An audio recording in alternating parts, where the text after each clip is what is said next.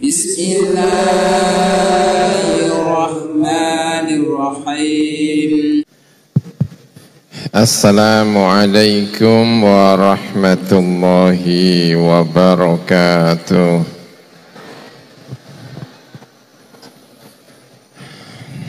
Bismillahirrahmanirrahim. Alhamdulillahi rabbil alamin. Wa bihi nasta'inu ala umuri dunya waddin. Wassalatu wassalamu ala ashrafil anbiya wal mursalin Sayyidina wa maulana Muhammadin wa ala alihi wa sahbihi ajma'in. Rabbi shrah li sadri wa yassir li amri wahlul 'uqdatam min lisani yafqahu qawli, amin. Amma ba'du.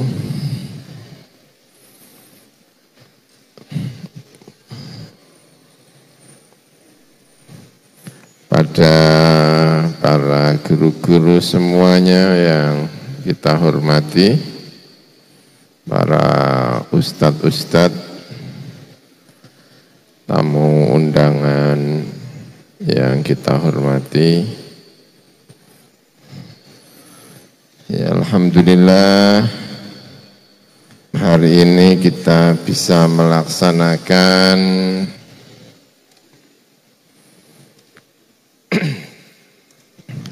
semuanya alhamdulillah berjalan dengan baik ya.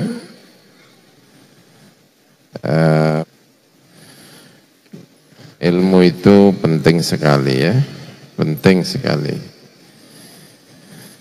untuk menjadi seperti yang dicita-citakan di dalam Al-Quran. Wa kadzalika ja'alnakum ummatan wasata litakunu syuhada'a 'alan nas. Saya ciptakan kamu sekalian umat Nabi Muhammad sallallahu alaihi wasallam sebagai ummatan wasaton. Umatan wasaton itu umat yang jadi wasit. Ya, kalau wasit itu apa itu ya? Kalau ada pertandingan sepak bola ya, ada wasitnya, ada hakimnya yang bisa menengah-nengahi. Yang bisa menengah-nengahi itu profilnya itu orangnya itu alim, itu yang bisa nengah-nengahi. Profilnya itu bisa menjadi jembatan, hanya tengah-tengah ya, ummatan wasaton. Kita hanya bisa berada di tengah-tengah kalau kita itu tahu kanan kita dan tahu kiri kita. Kalau kita tidak tahu kanan kita dan kita tidak tahu kiri kita tidak bisa berada di tengah-tengah. Nah, ummatan wasaton itu begitu ya. Ya, cirinya itu mesti ilmunya banyak. Kemudian orangnya itu tidak gampang marah ya, karena ya wasit ya. Gitu. Semua yang saya hormati,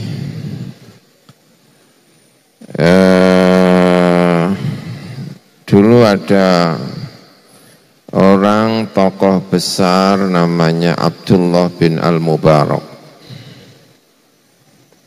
Ya, saya senang dengan tokoh kita ini, namanya Abdullah bin Al-Mubarak. Orangnya pintar, orangnya sangat kaya raya karena beliau itu pedagang sukses. Tetapi dengan segala kekayaannya itu, dia itu hidup yang zuhud. Tidak suka dengan hidup yang glamor ya. Hidup yang sederhana, itu namanya Abdullah bin Al-Mubarak.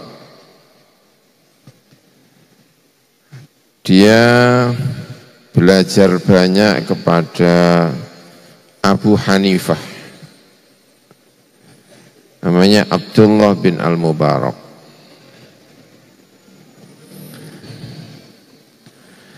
Di Syam itu ada tokoh yang sangat terkenal namanya Al-Auza'i. Dulu di Syam itu madhabnya Auza'i.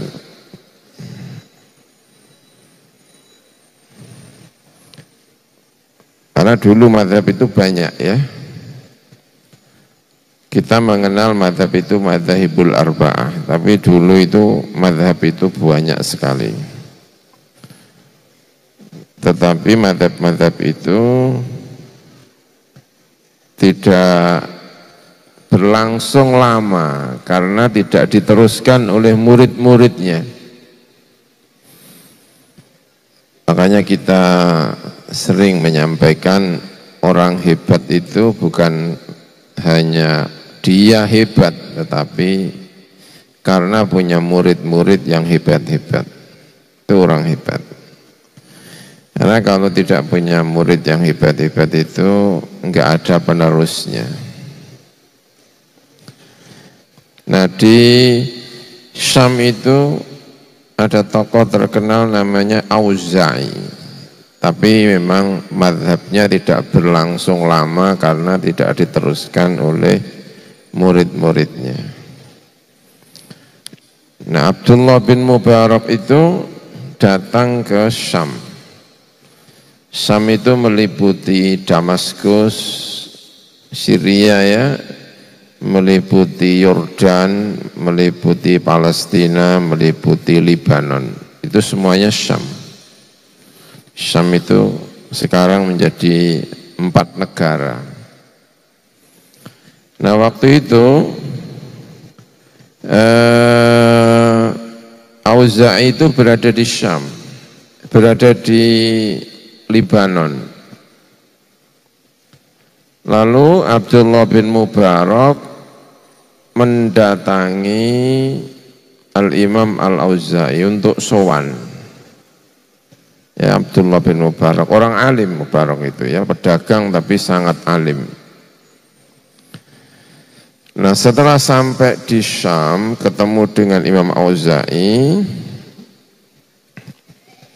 Imam Auza'i itu pekerjaannya itu digambarkan itu menjadi muadzin, tapi sekaligus imam. Saya baru tahu ada muadzin sekaligus imam ya. Itu Imam Auza'i. Muadzin kok jadi imam?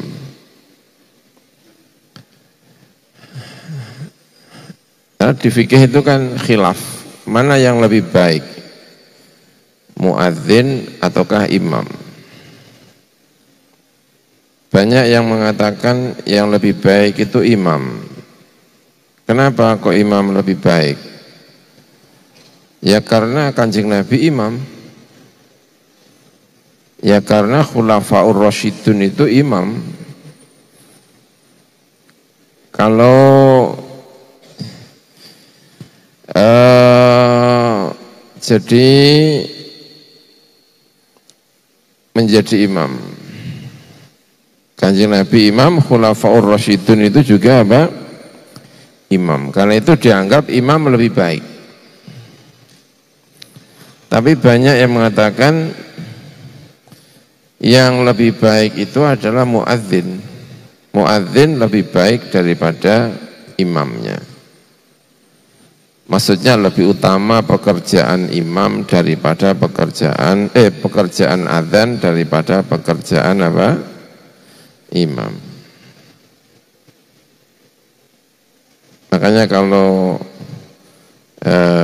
ini ya, langgar kita itu azan itu menurut banyak orang itu lebih mulia pekerjaannya daripada imam itu sendiri. Itu. Ya Imam Nawawi lebih sreg bahwa yang lebih utama itu adalah muadzin daripada imam.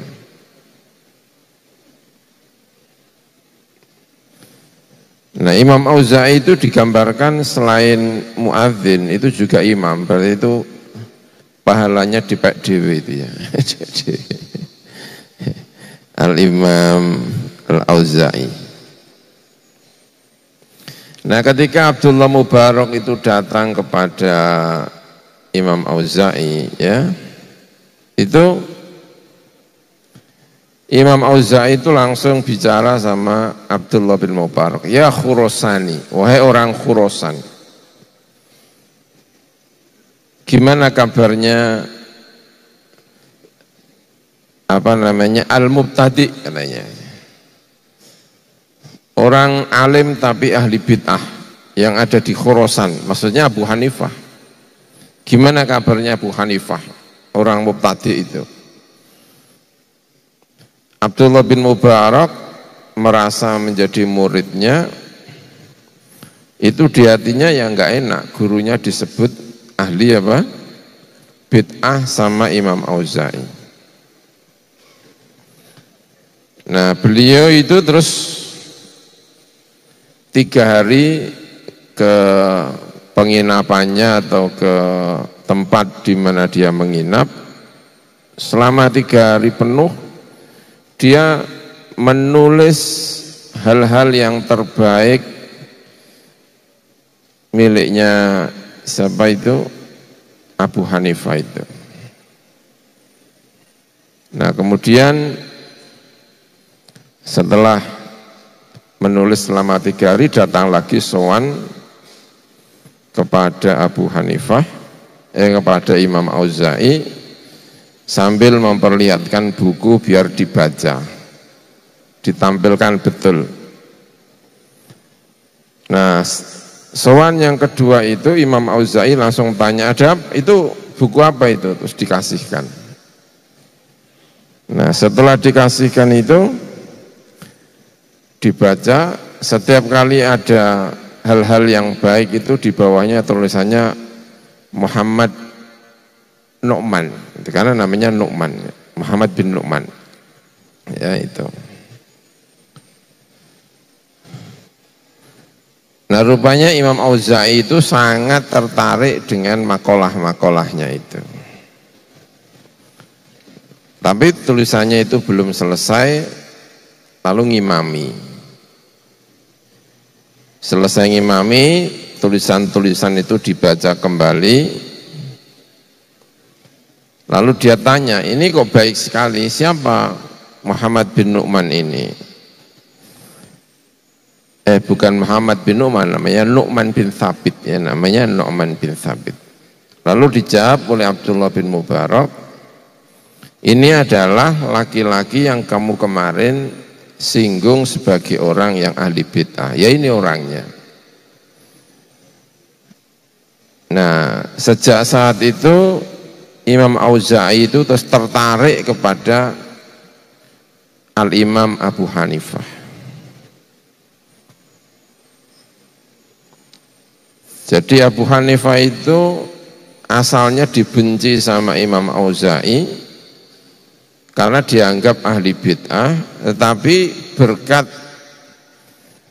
Abdullah bin Mubarak, Imam Auza'i itu jadi mencintai Abu Hanifah. Karena dituliskan hal-hal yang baik tentang Abu Hanifah, dan Imam Auza'i baru tahu kalau ternyata Abu Hanifah itu orang hebat. Maka di kemudian hari ketika Auza'i itu di Mekah lalu ketemu dengan Abu Hanifah, lalu bertanya tentang hal-hal yang telah dibaca dan mendapatkan jawaban yang lebih panjang, Imam Auza'i itu semakin mencintai Abu Hanifah. Lalu Imam Auza'i ketemu sama Abdullah bin Mubarak, ia menyampaikan kepada Abdullah bin Mubarak, kamu harus belajar banyak dari Abu Hanifah. Dia itu orang pintar sekali.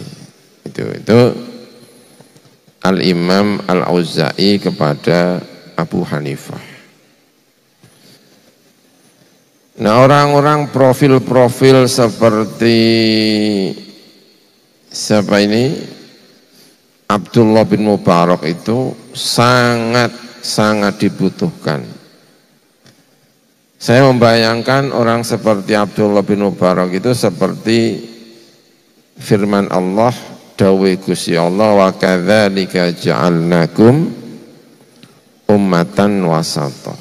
Dia menjadi wasit. Itu cita-cita, salah satu cita-cita tertinggi. Umatnya Muhammad itu diturunkan menjadi umatnya Muhammad, menjadi umatnya Al-Quranul Karim. Salah satu cita-cita tertingginya itu adalah menjadi wasit. Di antara sekian kelompok-kelompok yang sulit untuk bertemu. Harapannya adalah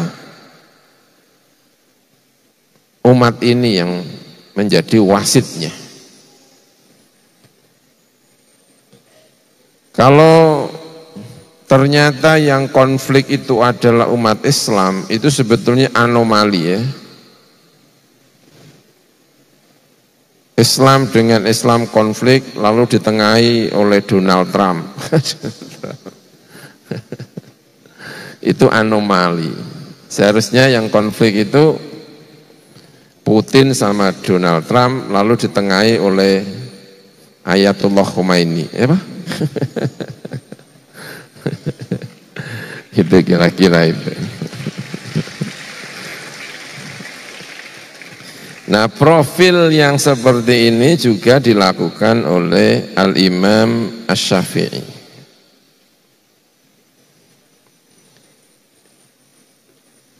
Dan dilakukan juga oleh Muhammad bin Al-Hasan.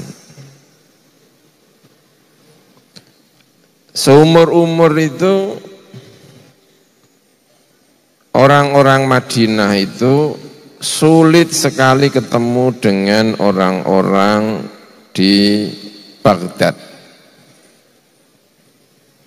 Baghdad itu kota metropolitan, semuanya ada di Baghdad. Simbol terhadap modernitas kalau sekarang ini, itu adalah Baghdad waktu itu. Semuanya ada di sana. Kalau kepengen mencari apa saja, cari di Baghdad.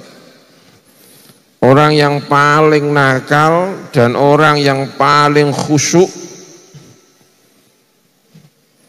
orang yang paling liberal, orang yang paling kewenceng, ya, ada di Baghdad. Nah, dia simbol terhadap modernitas. Apa saja ada di sana. Ya karena kumpul dengan banyak orang sehingga sum'ahnya. Sum'ah itu apa ya? Sum'ah itu citranya. Citranya menjadi kurang baik. Berbeda dengan Madinah yang masih jeniun. Islamnya itu masih Islam seperti eranya Kanjeng Nabi Muhammad Sallallahu Alaihi Wasallam.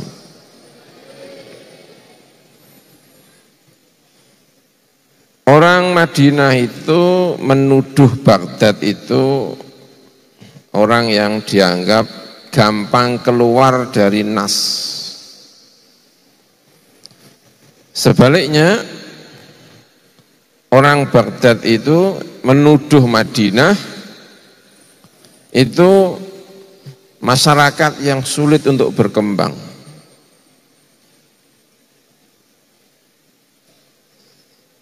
Kira-kira ini perwakilannya siapa ini?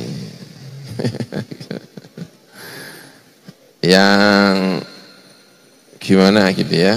Nah, itu yang bisa menemukan itu dua tokoh.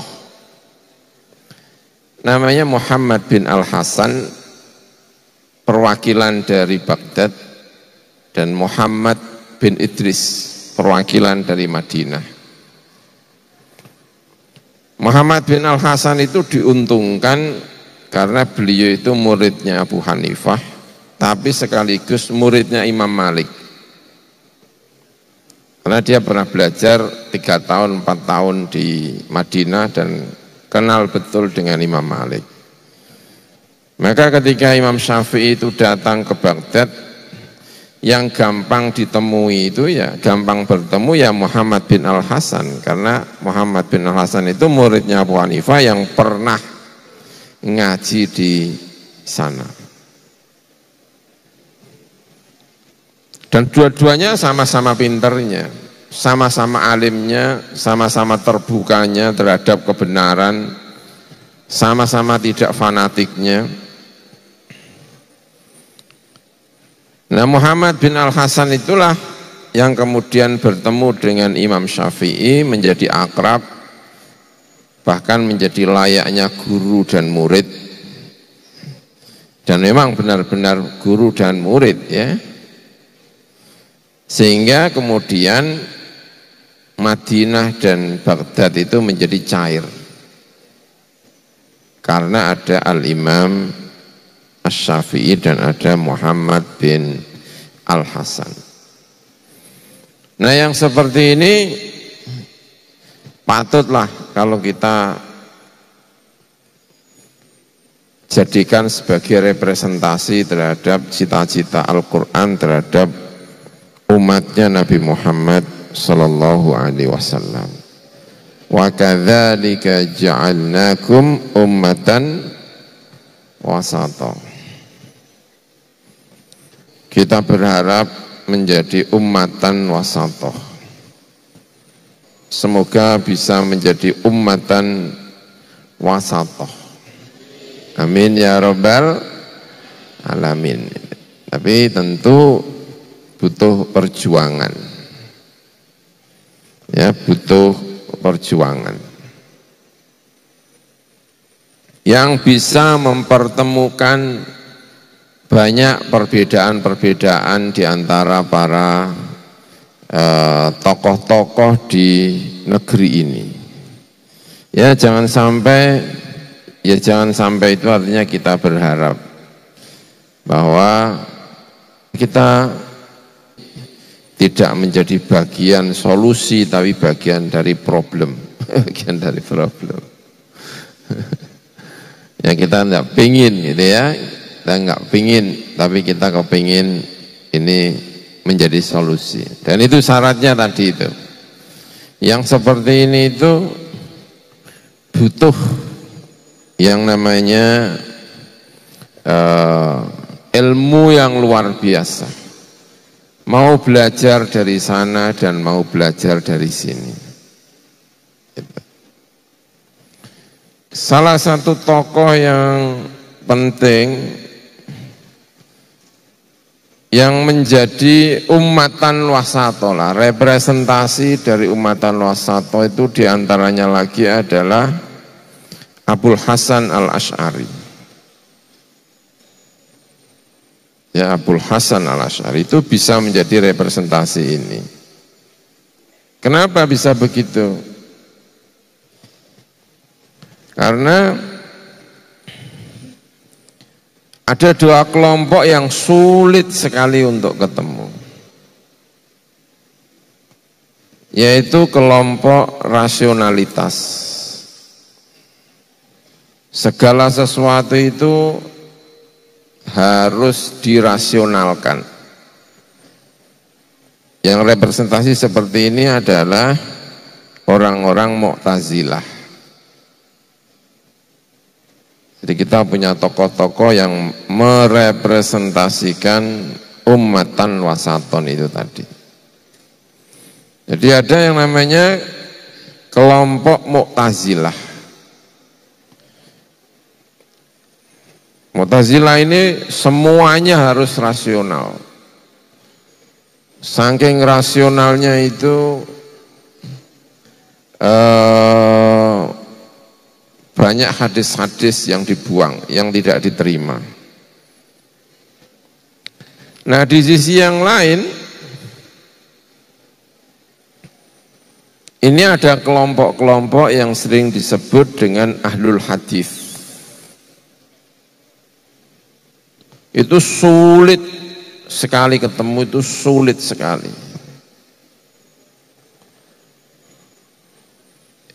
Ya, puncaknya tentu adalah fitnah tentang khalqu Al-Quran.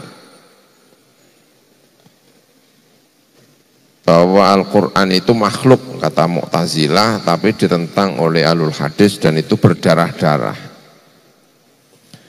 Nah, ada orang yang terkenal ya, Abul Hasan Al-Asy'ari, kecil dididik secara sufi. Makanya pendidikan kecil itu luar biasa pengaruhnya. Kecil itu dididik secara sufi, tapi besar tumbuh menjadi Mu'tazilah. Namanya Abul Hasan Al-Asy'ari. Nah, Abul Hasan Al-Asy'ari ini kemudian ketika usianya 40 tahun, setelah sekian lama menjadi Mu'tazilah, lalu menyatakan diri membela Ahmad bin Hambal sebagai pimpinannya ahlul hadis. Jadi dia punya darah Mu'tazilah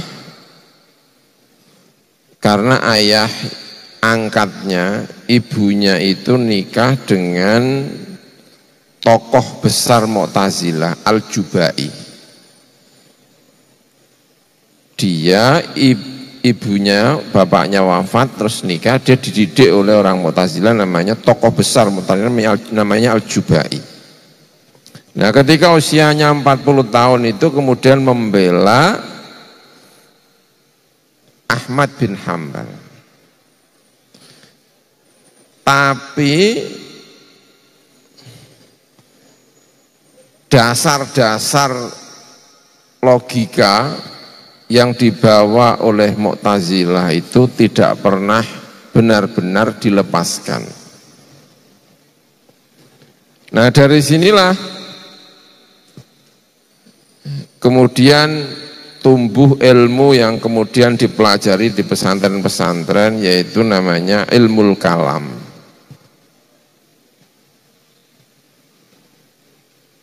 Karena itu kalau belajar ilmu kalam itu ya harus ilmunya banyak ya, harus ilmunya banyak.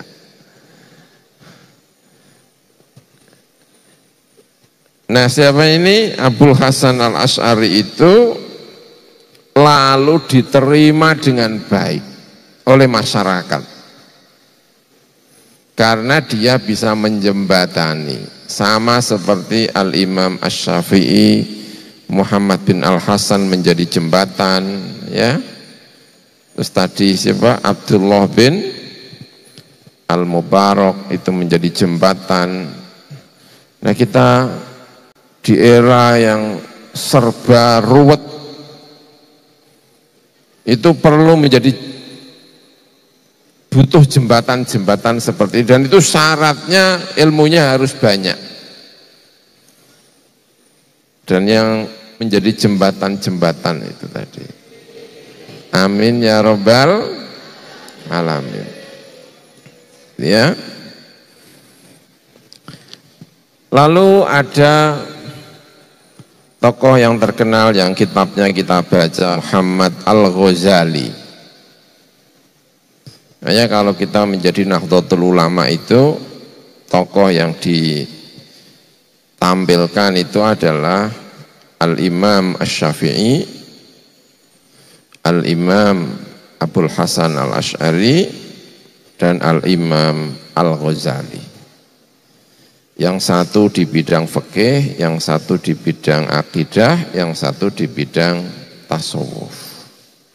Itu tokoh yang sering ditampilkan ketika kita bicara mengenai Nahdlatul Ulama, Ahlus Sunnah wal Jamaah. Itu dijadikan tokoh, kenapa? Karena orang-orang ini merepresentasikan wa kadzalika ja'alnakum ummatan wasata. Itu. Nah dulu itu kalau orang belajar fikih itu enggak senang tasawuf, enggak senang. Maka yang mengadili orang-orang sufi itu hampir pasti adalah para fuqaha, jatuh korban diantaranya Al-Hallaj, terbunuh. As-Suhrawardi itu juga terbunuh. Dan banyak tokoh-tokoh yang lain dari orang-orang sufi itu yang diadili dan lain sebagainya. Siapa yang mengadili? Para fuqaha.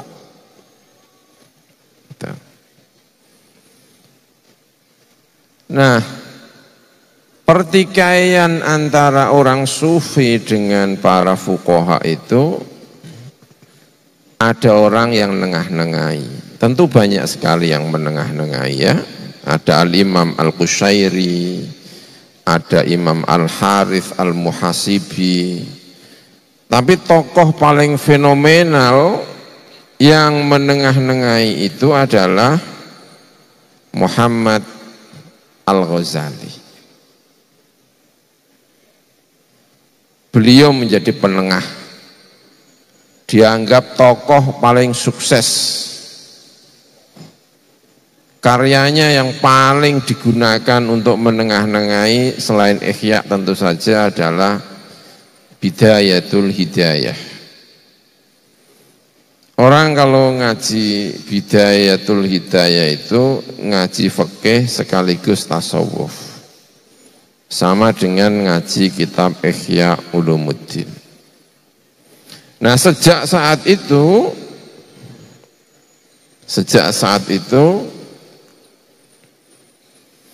orang kalau ahli fikih itu biasanya adalah sekaligus orang sufi. Sejak ada tokoh besar Al-Imam Al-Ghazali. Ya. Maka kita mengenal Jalaluddin As-Suyuti, Al-Qulyubi, Al-Bajuri, Al-Mahalli. Itu rata-rata tokoh-tokoh itu adalah Al-Faqihu As-Sufi. Faqih sekaligus sufi.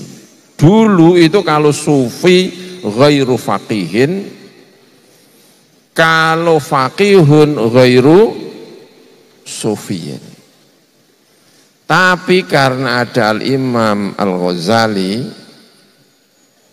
maka generasi berikutnya itu rata-rata sufiyun faqihun atau faqihun sufiyun. Nah itu yang menyenangkan sekali ya.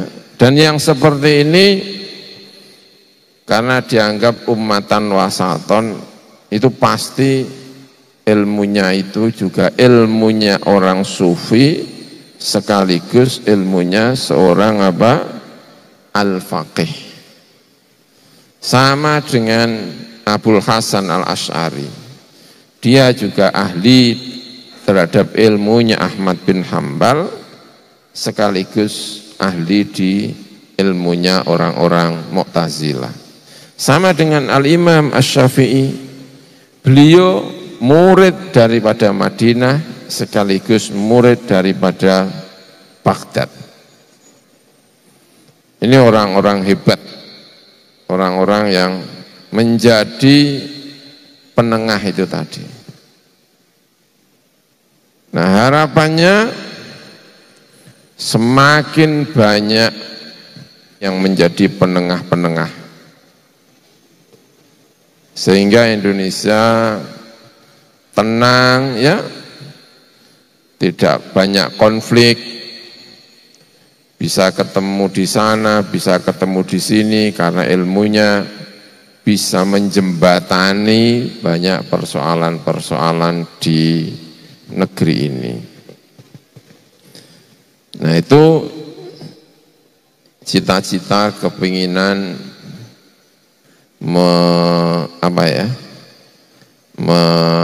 meneruskan firman Allah Subhanahu wa taala, wa kadzalika ja'alnakum ummatan wasata litakunu syuhada'a 'alan nas wa yakuna ar-rasulu 'alaikum syahida, gitu ya. Ini tentu luar biasa. Dan kita berharap kita semuanya mengarah ke sana, ilmunya itu mengarah ke sana. Dan sekali lagi kita mengikuti apa yang disampaikan oleh Kanjeng Nabi Muhammad sallallahu alaihi wasallam, innallaha yuhibbu idza amila ahadukum amalan an yutqinahu. Allah itu senang kalau kita berada dalam satu pekerjaan, kita profesional di sana. Kalau kita berdagang, ya berdagang secara profesional. Kalau kita bertani, ya bertani secara profesional. Kalau kita menjadi santri, santri yang profesional. Kalau kita menjadi ahli Al-Quran, kita menjadi ahli Al-Quran yang profesional, ya. Kalau kita menjadi ahli fikih, kita menjadi ahli fikih yang profesional. Kalau kita menjadi pendidik, kita menjadi pendidik yang profesional. Orang-orang yang profesional ini punya potensi besar untuk menjembatani orang-orang yang itu tadi. Medsos kita, dunia kita, politik kita, ini butuh orang-orang yang bisa menjadi jembatan-jembatan ini. Semuanya yang saya hormati, yang saya banggakan, barangkali itu yang bisa saya sampaikan ya. Terima kasih untuk semuanya. Jangan lupa untuk sholat berjamaah, ya, sholat berjamaah. Biasakan di mana-mana kita sholat berjamaah. Biasakan di mana-mana kita ini, ya, sebelum tidur malam kita sudah menjalankan sholat isya. Ya, kalau kita tidur malam, biasakan kalau kita tidur kita sudah menjalankan sholat apa? Isya, ya. Wiridan yang paling baik adalah membaca Al-Quranul Karim. Kita boleh wiridan apa saja, tetapi kita harus ingat wiridan terbaik adalah membaca apa? Al-Quranul Karim. Baik, itu yang bisa saya sampaikan. Terima kasih. Bismillahirrahmanirrahim. Allahumma lakal hamdu ala hidayatika wa taufiqik, wa laka syukru ala ni'amika sabighah wa alaika zahirah wal batinah. Allahumma la nuhsi thana'an alaik anta kama athnayta ala nafsik, falakal hamdu wa laka syukru hatta tarda. Allahumma salli ala nuril anwar wa sirril asrar wa tiryaqil aghyar wa miftahi babil yasar sayyidina wa maulana Muhammadin al-Mukhtar wa alihi al-athhar wa ashabihi al-akhyar adada ni'amillahi wa afdalih. Allahumma salli wa sallim wa barik ala sayyidina Muhammad wa ala alihi wa sahbihi salata abdin qallat hilatuhu wa rasulullahi wasilatuhu وأنت لها يا إلهي ولكل كرب عظيم ففرج عنا ما نحن فيه بسر بسم الله الرحمن الرحيم اللهم علمنا ما ينفعنا وانفعنا بما علمتنا اللهم أرنا الحق حقا وارزقنا اتباعه وأرنا الباطل باطلا وارزقنا اجتنابه اللهم إنا نسألك بأنك أنت ربنا بأنك أنت الله الذي لا إله إلا أنت بأنك أنت الرحمن الرحيم بأنك أنت العالم الخبير نسألك يا ربنا علما نافعا وقلبا خاشعا ولسانا ذاكرا وعملا صالحا مقبولا اللهم لا تدع لنا في مقامنا هذا ذنبا إلا غفرته ولا هما إلا فرجته ولا عيبا إلا سترته ولا مريضا إلا شفيته ولا طالبا إلا نجحته ولا حاجة من حوائج الدنيا والآخرة لنا بها صلاح وهي لك رضا إلا قضيتها ويسرتها يا أرحم الراحمين اللهم إنا نسألك أن توفقنا وتوفق أولادنا وتوفق طلابنا وطالباتنا لما تحبه وترضاه نسألك يا ربنا بجاه نبينا محمد صلى الله عليه وسلم أن تجعلنا وتجعل أولادنا وطلابنا وطالباتنا من عبادك الصالحين من عبادك المتقين أن تملأ قلوبنا يا ربنا بحب هذا العلم وبحب العلم وبحب أهل العلم وبحب مجلس العلم وبحب الاجتهاد في طلب العلم ربنا هب لنا من أزواجنا وذرياتنا قرة أعين واجعلنا للمتقين إماما ربنا آتنا في الدنيا حسنة وفي الآخرة حسنة وقنا عذاب النار وصلى الله على سيدنا محمد وعلى آله وصحبه وبارك وسلم والحمد لله رب العالمين بسر الفاتحة. Demikian, kurang lebihnya mohon maaf. Wallahul muwaffiq ila aqwamit thoriq. Wassalamualaikum warahmatullahi wabarakatuh.